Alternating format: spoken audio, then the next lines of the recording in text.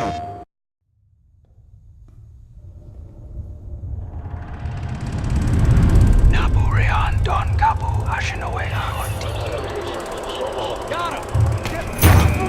Is that crazy?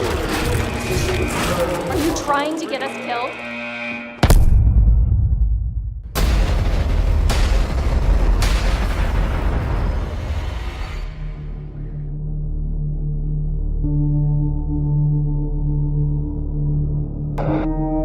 The Inpatient is a psychological horror game made exclusively for PlayStation VR, and it's set in the Blackwood Sanatorium in the 1950s. No!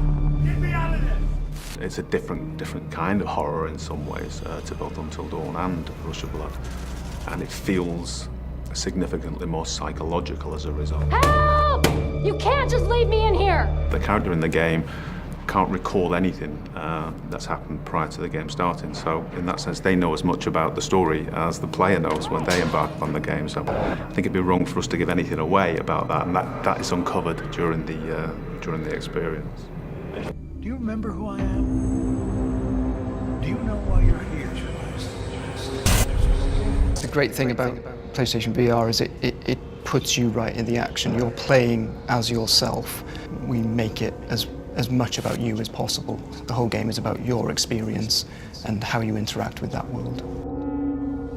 We've used the technology of the Move controllers, the PlayStation VR itself, to fully immerse the player in that, in terms of how we track movements of the player's hands and how they use that to pick objects up, pass them hand to hand, so that it actually feels totally natural, and the technology allows us to do that.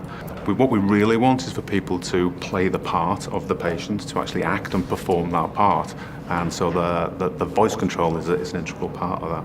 If a character is speaking to you, you just say the words to respond how you'd like, and the system makes the choice appropriately. You understand I want what's best for you. I think the Inpatient in VR generally is very different, because we'd expect people to be playing this largely with headphones on, because that's the way to get the real true immersion. To actually feel quite alone and isolated in there is actually, I think, a big part of the experience. It's too big to keep quiet.